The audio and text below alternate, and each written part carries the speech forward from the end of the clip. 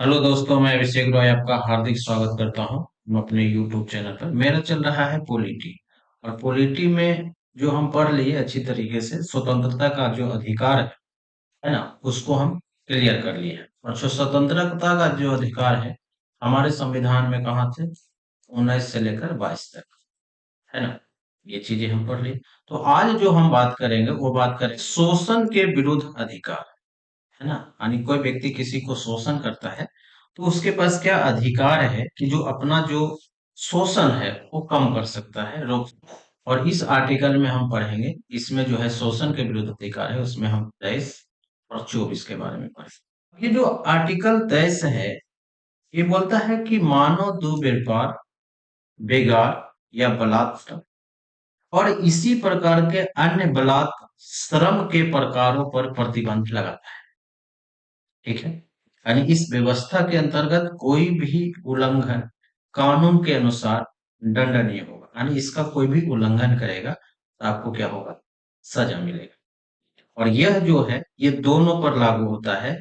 इस पर नागरिकों के लिए, अरे अगर कोई नागरिक किसी के साथ दुर्व्यवहार या बलात् श्रम करवाता है तो उस पर भी लागू होता है, और ये गैर नागरिकों के लिए भी लागू होता है।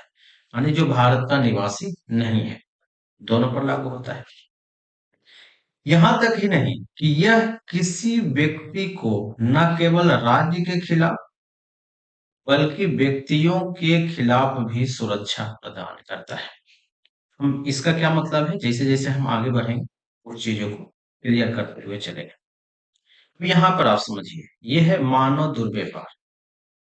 मानव दुर्व्यवहार शब्द का मतलब क्या होता है कि किसी भी चीज का मानव का व्यापार किया जाता है। मानव का व्यापार का मतलब उसमें चाहे मेल हो सकते हैं, फीमेल है, या बच्चों को जो है वो जो है सामान के जैसा खरीद बिक्री किया जाता था, है ना।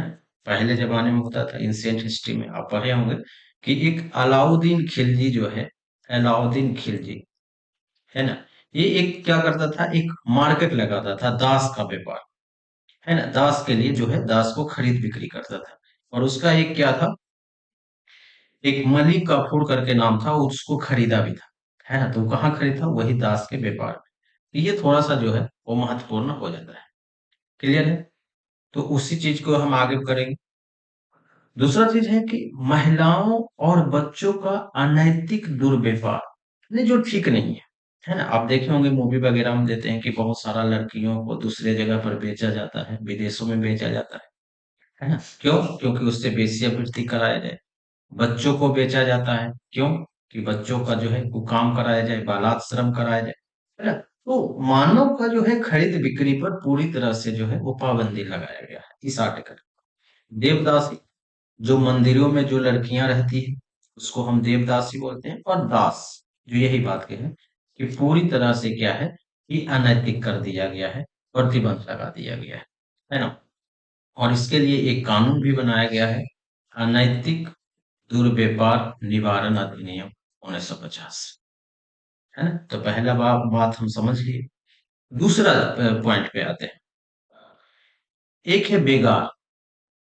बेगार का मतलब समझते हैं कि बेगारी कराना है, कि काम भी करा लिया और पैसे भी नहीं दिए, उसी को हम बोलते हैं बेगार, है ना।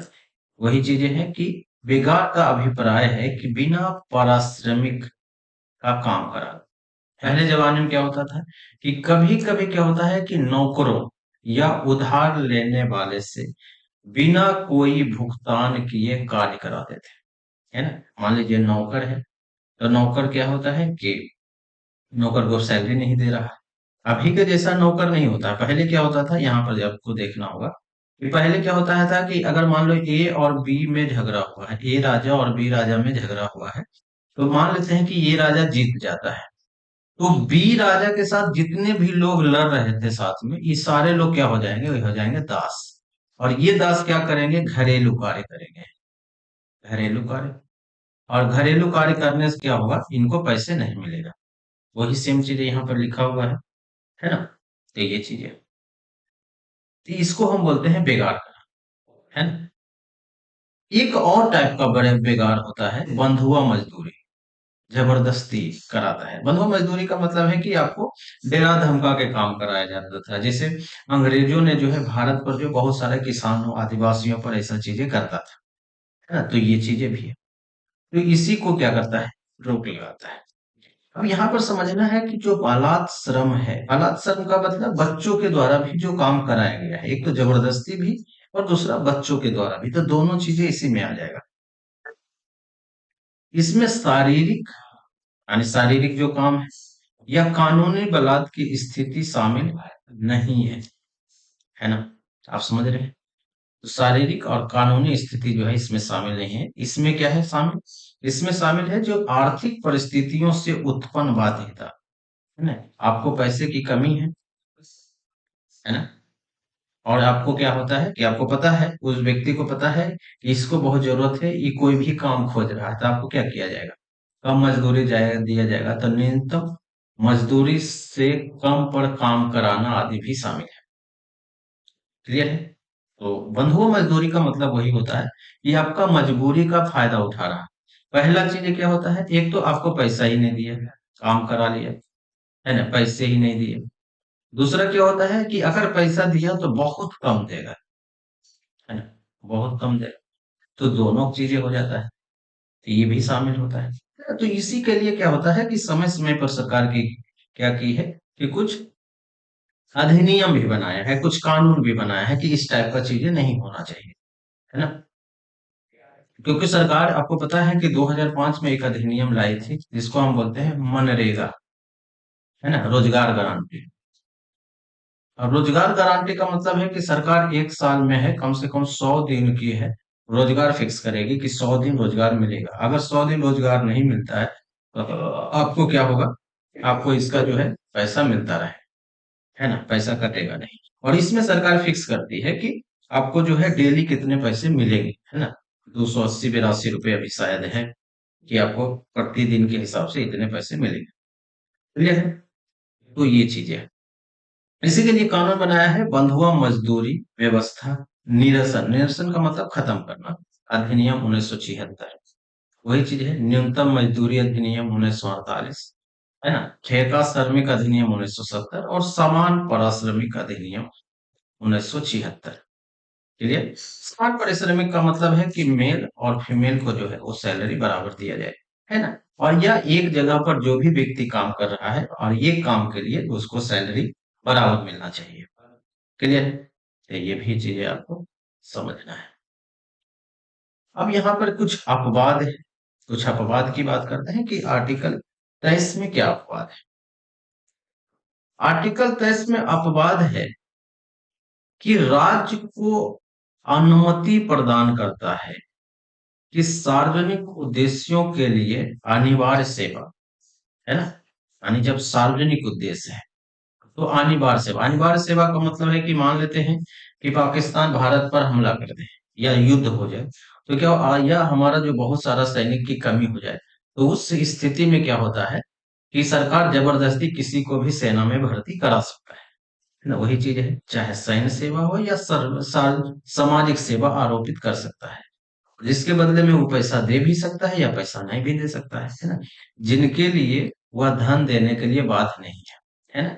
जब जरूरत पड़ जाए तो क्या होता है, सरकार सैलरी दे भी सकती है या ना भी दे सकती है, ये चीजें। लेकिन हाँ, जब इस टाइप का चीजें करेगा तो ऐसा नहीं है कि किसी धर्म, जाति, वर्ग पर भेदभाव की अनुमति नहीं है। अगर करेगा तो सब पर करेगा, अगर नहीं करेगा तो किसी पर भी नहीं करेगा। क्लियर है? तो इतना बात हम समझ गए। अब हम बात करते हैं कारखानों में बालकों के नियोजन पर निषेध। होता क्या है ना कि बहुत जगह क्या होता है कि जो कारखाना है, जो फैक्ट्री है, उसमें क्या होता है कि लोगों को और जो बच्चों को क्या किया जाता है, कारखानों में काम कराया जाता है। क्लियर?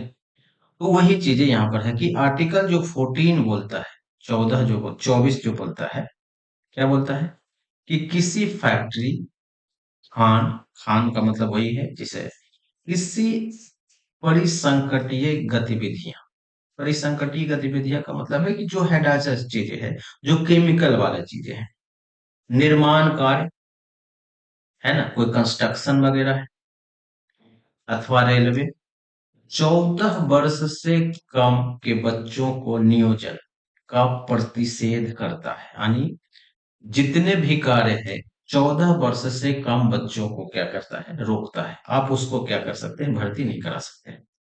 हो क्या रहा है अभी, अब इसका एक और फायदा उठा रहा है कि आधार कार्ड अभी खोजता है। अगर आप कोई फैक्ट्री में जाते हैं, आपसे क्या मांगेगा, एज के लिए क्लियर करने के लिए आधार मांगेगा। अब ये लोग क्या करता है, आधार चेंज करके एज बढ़ा लेता है। अगर 14 साल है तो उसको 18 कर लेता है ना। तो ये एक क्या होता है कि चीजें समझ में आ रहा है लोगों को। इसीलिए क्योंकि ये जो है, इसको क्या करता है, 14 साल से कम बच्चों को प्रतिषेध करता है। क्लियर है। अब इसके लिए कुछ अधिनियम भी है, लेकिन हम ये अधिनियम पर बार बार बात नहीं करेंगे। सरकार ने क्या किया है, आगे भी अधिनियम पर बात किया है, हम उस पर बात करेंगे। 1946 में उच्चतम न्यायालय यानी सुप्रीम कोर्ट क्या किया है, बालात श्रम पुनर्वास कल्याण कोष, यानी जो बच्चे यानी जिनकी एज 14 साल से कम है, 14 साल से क्या है, कम, उसको क्या किया जाएगा कि निर्माण काल से हटाया जाएगा और उनको क्या किया जाएगा, पुनर्वास किया जाएगा। आप देखेंगे कि बहुत सारा जो प्लेटफॉर्म पर बच्चे होते हैं, या बहुत जगह मंदिर के सामने जो बच्चे होते हैं, या भीख मांगते हुए बच्चे होते हैं, उनका कोई नहीं होता है ना, ना परिवार होते हैं, ना कोई होते हैं। जहां तहां रहा, खाया पिया, वो सारा चीजें जो होता है। तो ये क्या करेंगे, वो सब बच्चे को हम पकड़ेंगे, उसको हम लेंगे और उसको हम पुनर्वास करेंगे, उनको घर देंगे, है ना। और उसके लिए सरकार क्या बोला है कि यदि उस बच्चों को, उस जैसे बच्चों को, यानी बच्चों को नियोजित करने वाले द्वारा, यानी जो भी बच्चों को, उस बच्चे को रोजगार देगा, उसको 20,000 रुपये क्या होता है, जमा कराने का प्रावधान। ठीक है, आप बच्चों को प्रावधान कीजिए। क्यों? क्योंकि वो जो पैसा होगा, कौन सा पैसा, बाल श्रम पुनर्वास कल्याण कोष में बच्चों के लिए, उसमें हम क्या करेंगे, बच्चों को शिक्षा देंगे, स्वास्थ्य देंगे, पोषण, न्यूट्रिशन सुधार के निर्देश दिए गए। क्लियर, ये चीजें हैं। बच्चों के अधिकार के लिए एक क्या है, बाल अधिकार संरक्षण अधिनियम 2005 भी लागू किया है, जिसको हम बोलते हैं चाइल्ड राइट एक्ट, है ना, या चिल्ड्रेन राइट एक्ट। तो बाल अधिकार जो है संरक्षण 2005 को लागू किया जाता है। इसमें क्या किया जाता है कि बाल अधिकारों के संरक्षण के लिए एक राष्ट्रीय आयोग होगा, या राज्य आयोग की स्थापना किया जाएगा। और ये क्या किया जाएगा कि बच्चों के विरुद्ध जो अपराध अथवा बालकों के अधिकारों के उल्लंघन पर शीघ्र विचरण के लिए अधिनियमित करता है। यानी अगर बच्चों को कहीं भी दबाया जाता है ना, जैसे अगर मान लेते हैं कि एक जेल होता है, जिसको हम बोलते हैं जुबिनाइल एक्ट, जुबिनाइल, है ना, जिसको बोलते हैं, या हिंदी में बाल सुधार गृह, है ना।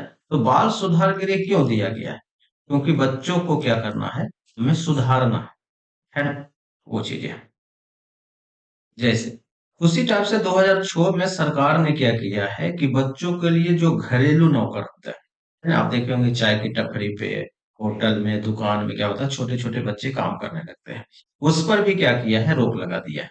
यहाँ पर क्लियर लिखा हुआ है कि घरेलू नौकर के रूप में काम करने अथवा व्यवसायिक प्रतिष्ठान, जैसे होटल, रेस्टोरेंट, दुकान, कारखानों, रिसोर्ट, है ना, सपा चाय जो है, चाय की दुकानों पर नियोजन पर रोक लगा दी है। करा ही नहीं सकते, है ना। यानी कहीं चाय के दुकान पर आप देखेंगे छोटू छोटू बोलते रहता है, तो वो जो छोटू जो है, वो भी क्या है, वो गैर कानूनी है। अगर कोई भी व्यक्ति काम करवा रहा है तो, है ना, आप उसके खिलाफ एक्शन ले सकते हैं। लेकिन नहीं, सबको चाय पीना रहता है, सबको जल्दी रहता है, तो वो चीजें हैं। यहाँ पर लिखा है कि इनमें से 14 वर्ष से कम आयु के बच्चों को नियोजन करने वालों के विरुद्ध अभियोजन या दंडात्मक कार्रवाई की चेतावनी दी गई है। अगर कोई भी व्यक्ति ऐसा करता है तो उसको क्या किया जाएगा, दंड दिया जा सकता है। क्लियर है। और इसी पर क्या होता है कि भारत सरकार ने 2016 में एक अधिनियम भी बनाया है।